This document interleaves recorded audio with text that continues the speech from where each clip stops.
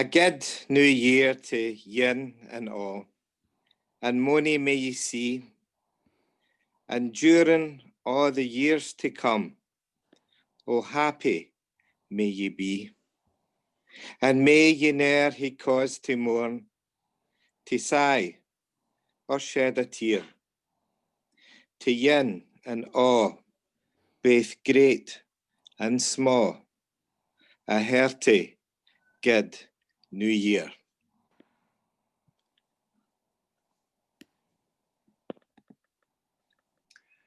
Thank you, Jim. Well, good evening and welcome to everyone today, or a regular participant. Whether you are searching for human contact, just curious, or searching for deeper meaning in your life, whether you are needing support or forgiveness, or feeling strong enough to reach out to others, what matters most is that you are here and you are welcome. The opening words today are from the Reverend John Midgley's recent book, Wednesdays at the Well. It's a series of short readings that first appeared at his column in the Inquirer. This is from his New Year's reading. New Year was regarded as a particularly vulnerable time when evil spirits would try to slip into human lives. So drive them away at the crucial hour by making sure you are in the presence of jovial company, filling the air with singing, and at the crucial point, bell ringing and fireworks to drive evil spirits away. We do this because we've always done it. And yet, some people are very vulnerable at New Year, and it is not a good idea for them to spend it alone.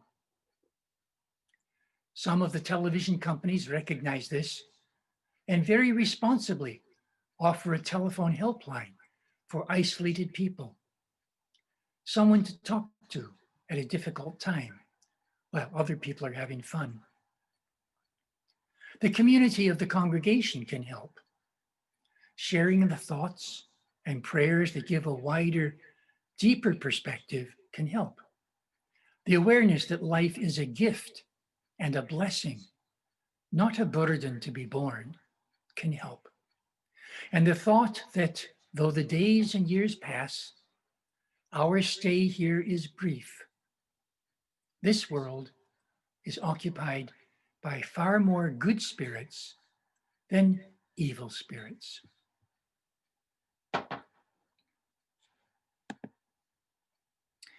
So we will have our first hymn. More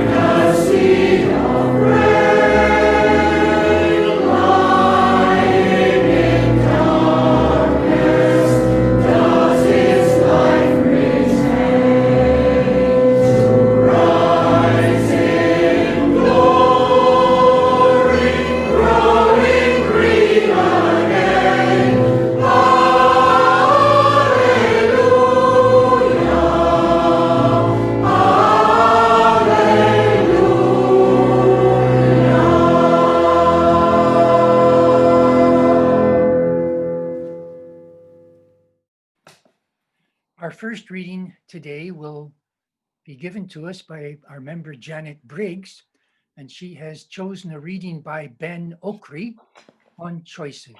Janet, the floor is yours. You'll probably have to unmute yourself.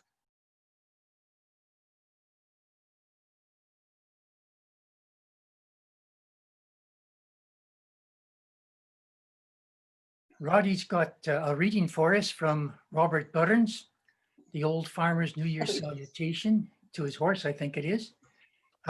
Roddy will explain this and then read part of the poem. It's a very, very long poem, but I'm sure he's chosen the interesting parts.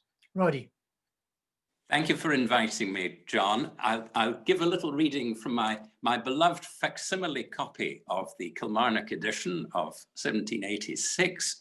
Robert Burns was 27 in 1786, and it was in that year that he wrote this particular poem. So I was thinking he was 27, and the character is an old farmer who's having a conversation with his mare named Maggie. And the farmer is so old to Robert Burns that this character mentions that it was 29 years before that he got married to his beloved Jenny. And I felt this was an appropriate poem for me to choose because I was 27 when I got married, and Christine and I in November celebrated our 30th wedding anniversary. So how old does that make me feel? I've omitted I shall omit 8 of the verses from the poem. And it's about beginnings of the new year and endings, because the old horse, of course, must be near her earthly life coming to the end. And it's talking about old age, and a word, it's mentioned crazy. The word crazy age is mentioned several times, and I looked that up in the dictionary, and it means in this context, rickety, dilapidated, tumble down, infirm, and weak. I'll not give any other definitions of the words. Here we are, the old farmer's New Year morning salutation to his old mare Maggie, on giving her the accustomed rip of corn to hansel in the new year. A good new year I wish you, Maggie. Hey, here's a rip to thy old baggy, though thou's how back it now and naggy, I've seen the day. Thou could hae gain like ony staggy out o'er the lay. Though now thou's downy, stiff and crazy, and thy old hide's as white's a daisy, I've seen thee dappled, sleek and glazy, a bonny grey. He should been tight that door to raise ye, aince in a day.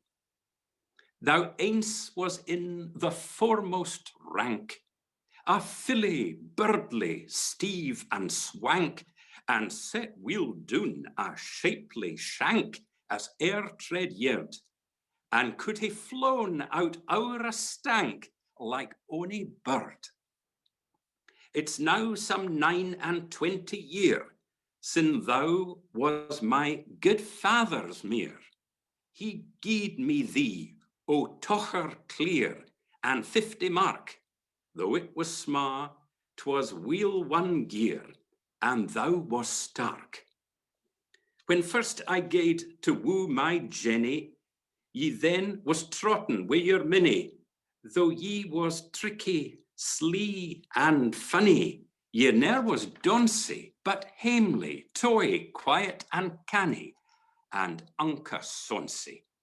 That day ye pranced wi' muckle pride, when ye burned hame my bonny bride, and sweet and graceful she did ride wi' maiden air, Kyle Stewart I could bragged wide, for sich a pair.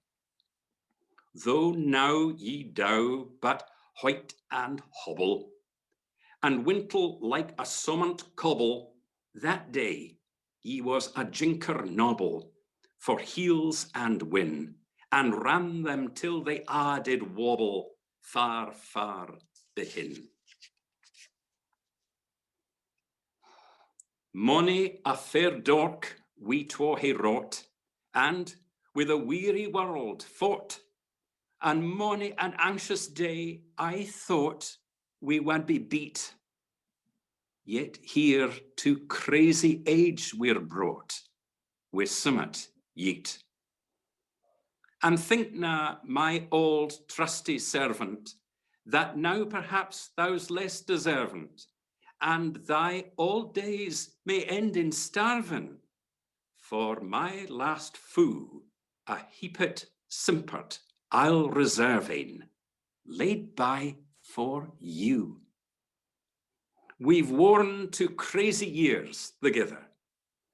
We'll toit about wi' ane another. With tenty care, I'll flit thy tether to some hand rig, where ye may nobly rax your leather with sma fatigue.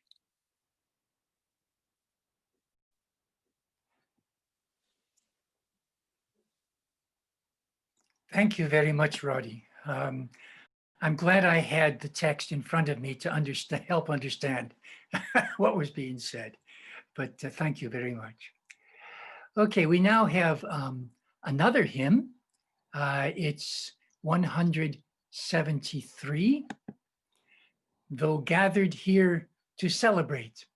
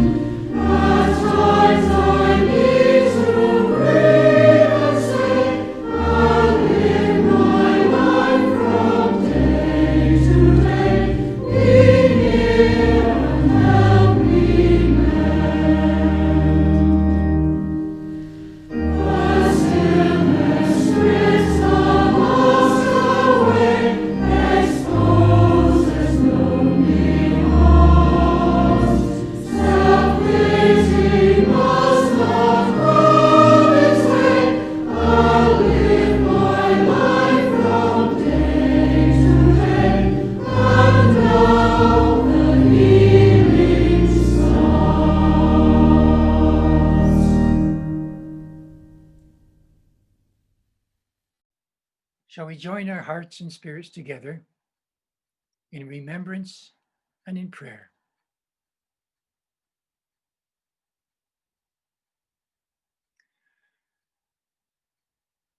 Most of you will know that I usually start prayer with a brief period of reflection on the various unities of which we are integral parts.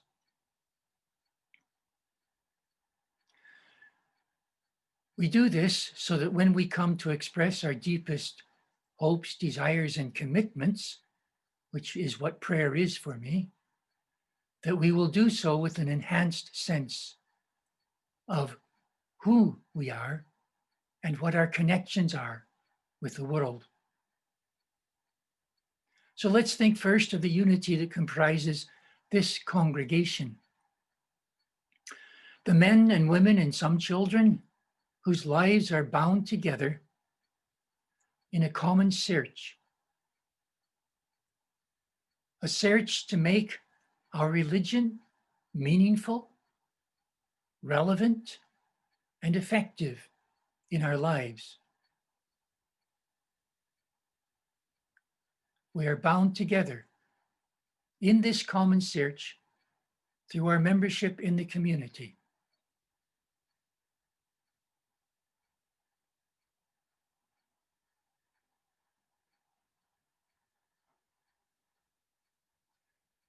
Moving on, we are aware that each one of us is the center of a network of relationships, centered on our family, our neighbors, the people we meet in the ordinary course of an ordinary day. And while we are mostly confined to barracks, as it were, because of the ravages of the virus, most of us still get to see other people occasionally. And when we see them, what we say or what we do can influence them for good or ill. And this network of relationships is mutual. For what they say and what they do can influence us and how we relate to the rest of the world.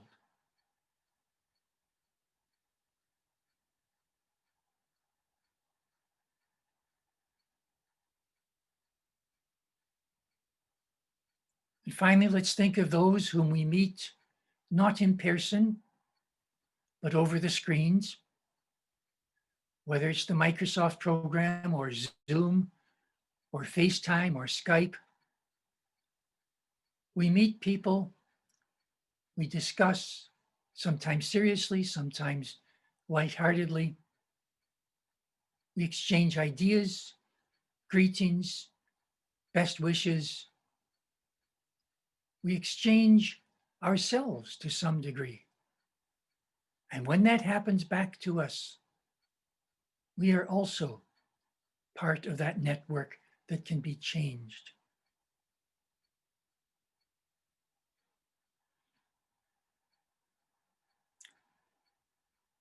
So now let's think about the fact that each one of us, as an individual, when we meet the people in our network, either physically or over the airways, when we meet them, we have options. We can choose what to say, how to say it. We can decide whether to be friendly or remote. We can decide whether to remember a past grievance and let it affect our attitudes.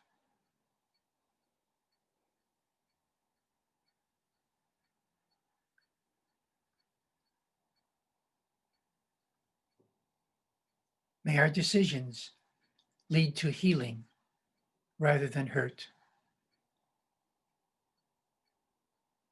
May our best efforts prove to be good enough in terms of our strength, our follow-through, our genuineness,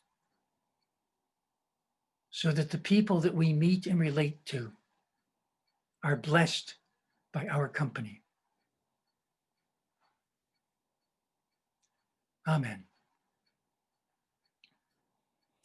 And now Care Jameson has an organ tune to share with us. Care.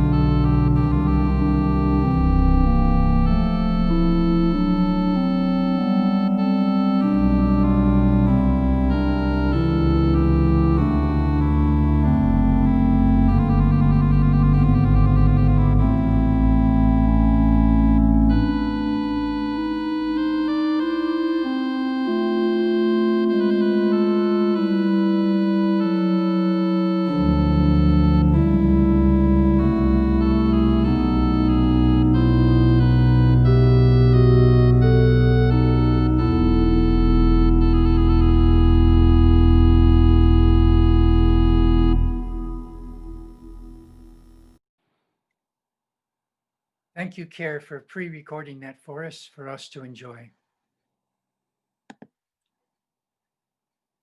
Well, my sermon was given the title, Hellos and Goodbyes, Beginnings and Endings, which is sort of the general theme for this time of year.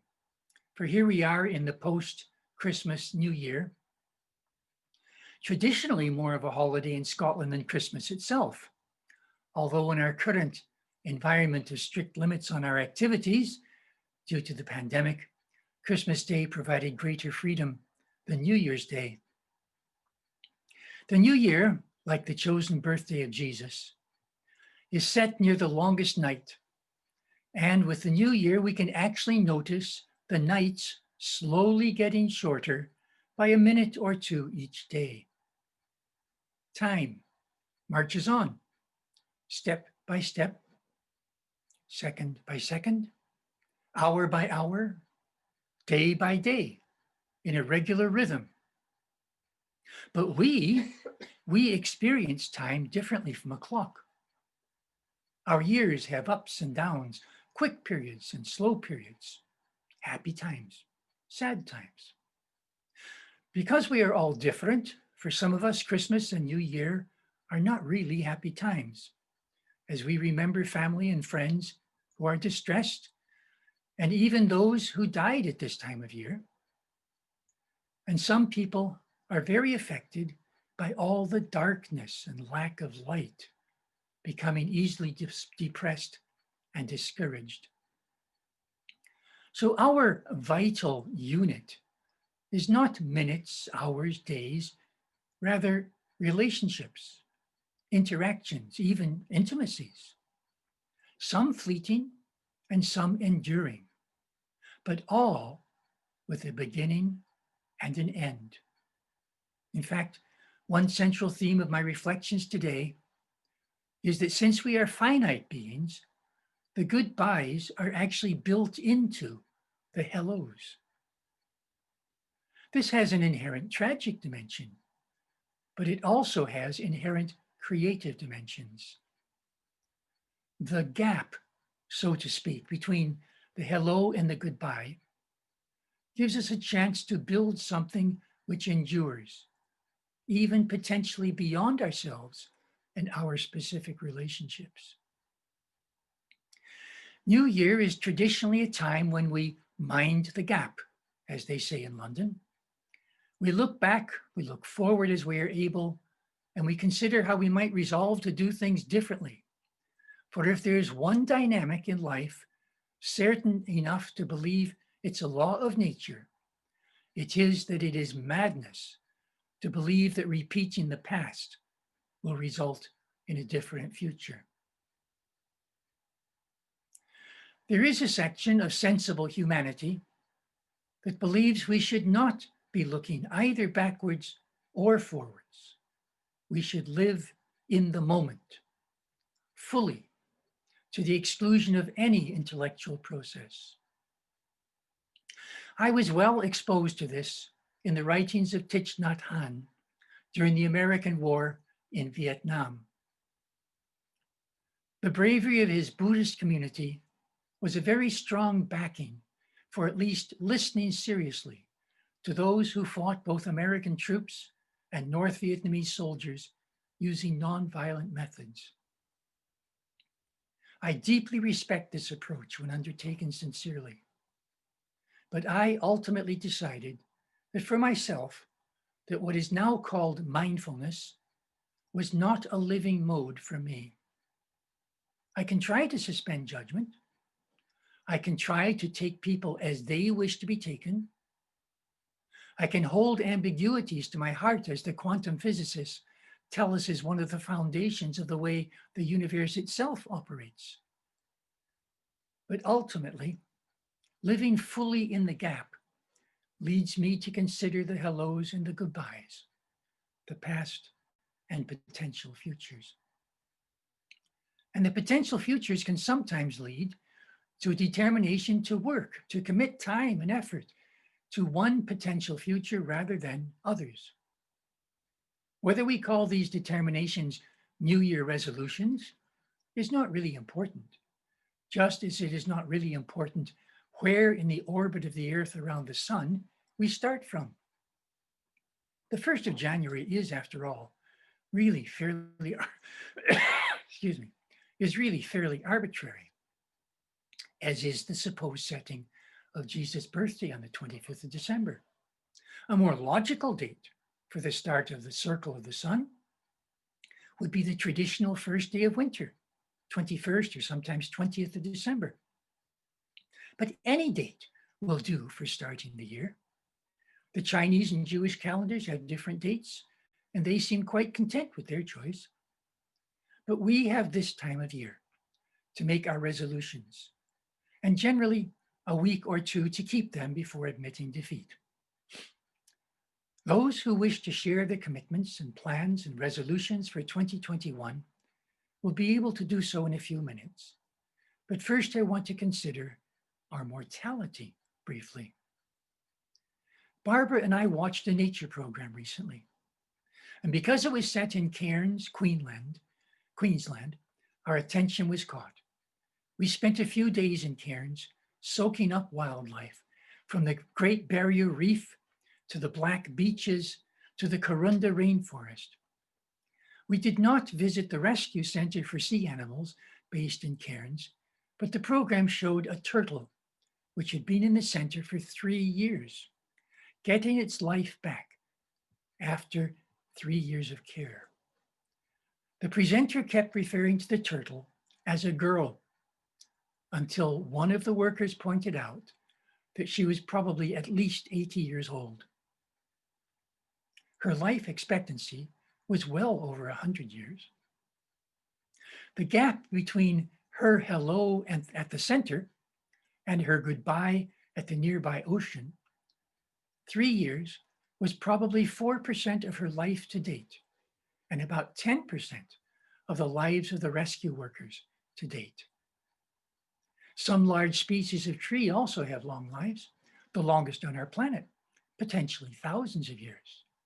If you relate to one of these trees, caring for it for decades, there will still be a goodbye when you are no longer there to care for it.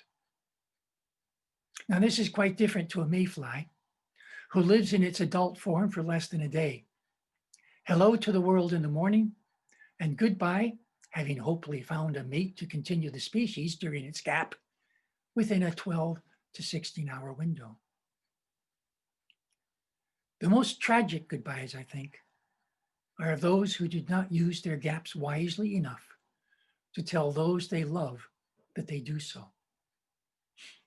A few weeks ago, an American shopping mall had a lone gunman, who committed suicide by shooting himself. It was not immediately apparent what was happening, and most shoppers assumed that a gunman was on the loose, looking for people to kill. So what did they do? They sought hiding places in the shops. And when they did so, many of them phoned family to tell them that they loved them before it was too late. Something similar occurred during the Twin Towers terrorist attack. People trapped in the upper floors with no way out used their last minutes to phone family. If we remember that every relationship has a quality that we help determine, perhaps more of our goodbyes would be loving ones. But now it's your turn, if you want, to share something of your plans or resolutions for 2021. Raise your hand and Ali will unmute you so you can share. You will probably need additionally to unmute yourself before we can hear you. And please remember, there may be other folk who would like to share. So the floor is yours. Ruth is raising her hand. Ruth Gregory, Ali. One of my goals, I hope, is one that's a very common one amongst us all. And it's really to do with the planetary warming and the emergency which is occurring right in front of our noses. And I watched a program the other night on the telly about Torval and Dean wanting to skate in North America, go right up into Alaska and find somewhere to clear a lake and skate and do their bolero, their Ravel's bolero dance. And the interesting thing about well, it was a good program. The interesting thing was when they came across all these bubbles of methane under a lake, which for the sake of the program, people were crashing down into the ice with a spike and releasing this methane and setting it alight. And apparently this is all over the place. It was really gloomy what they said, that the gradual thawing of the ice in all these lakes is going to release carbon dioxide in quantities which are just so vast that they will cause havoc in the world, and in size and quantities where the emissions caused by humans are small compared. It was really panic kind of making program, but it was only just one of a whole list of things that makes you think we really must do something about that. And I'm going to try my best to do my own part in that and encourage other people to do the same thing. Thanks, John. Well, thank you, Ruth. I'm hoping that we will have some involvement, at least as individuals, if not as a community, with the big COPE conference taking place in Glasgow in November. Yeah. Yes. Donald. I would like to bring something about goodbyes. During the first lockdown in the spring of the year, or the early summer, people hung ribbons on the gate of the chapel down the road. And I assumed that there were people who had that they were left by families who'd lost someone to commemorate the person. And at Christmas, over Christmas, somebody has gone along and cut out beautiful paper stars and fastened them to the ribbons. And, you know, that brought tears to my eyes. I thought that was lovely. That's it. Thank you, Janet. Thank you. Yeah, I just wanted to say I'm considering whether to go ahead with a project. I was thinking for my gran, because my gran's not very well. About 4 months ago, she had a stroke. And it wasn't a very bad stroke, but it has impacted her. And recently, Ruth has been ordering online photo books with you can have text in it as well. And I thought, I want to make a photo book of memories for my gran, all the stories she's said down the years, and with photographs and things. And I want to do that, but I'm worried that I won't finish it in time. And so I have worry about starting it, but I think I will do that, because my gran's really not well. She has kidney failure, and it seems that she won't live very long. But I've had this idea in mind for quite a while, and like I say, it's a sort of I don't know. I'm a bit reluctant to begin it in case I can't finish it on time, like I say. I want to say to Donald, please begin it, Donald. Don't worry about reaching what you see as the end. Just do it. And even if she gets it in bits, you know, it's better than, I know about what you mean about a photo book, but something maybe on your computer that's got the photographs and the memories. Doesn't need to be in the form of a book eventually, but just go for it. That's all. Thanks, Alison. Yes, I completely agree with Alison, Donald. I hadn't been thinking of New Year's resolution for this year at all, because I'm as bad as everybody else for thinking of something, even uttering it, even thinking I might do it and not doing. So I've not really done New Year resolutions. But this year, I'm just so pleased to be moving forward from last year, that's enough on its own that we've got that far. And that's really just what I want to share with you. I'm so pleased to have moved forward with a much more positive outcome, a much more positive likelihood, a light at the end of the tunnel for 2021. That's quite enough for me in terms of saying hello to something. I'm happy just to say hello to that. What I intend to do this year is all through the lockdown, when John and I have been walking the paths of East Kilbride, the number of people that have stopped and says hello, and same with us.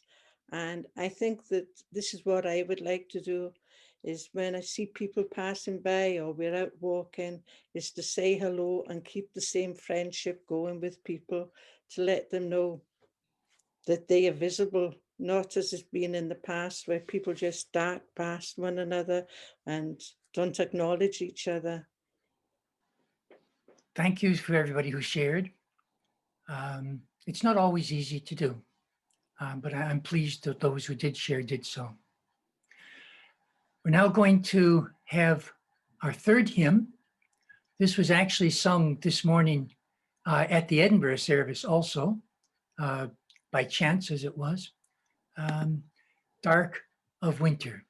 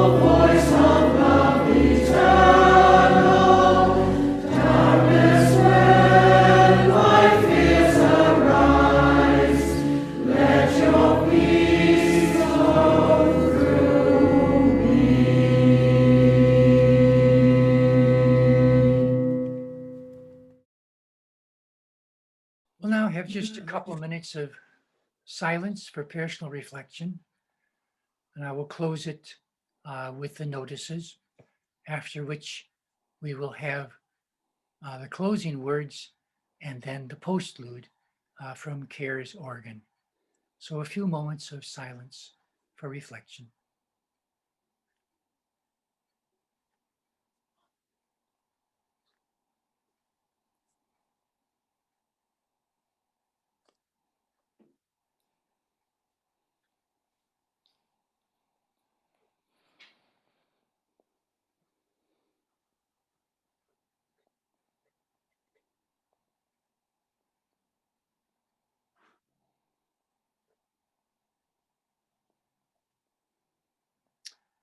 Thank you and amen. Well, notices. Thanks to all those who have helped with our service today.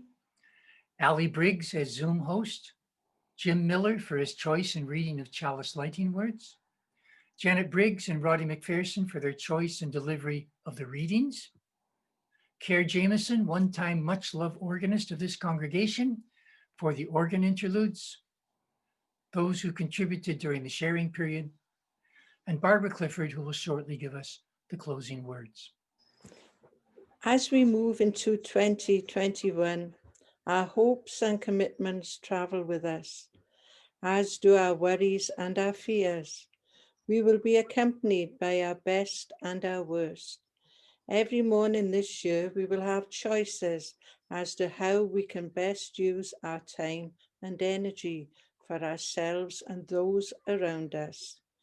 May we consistently choose better more often than we choose lesser.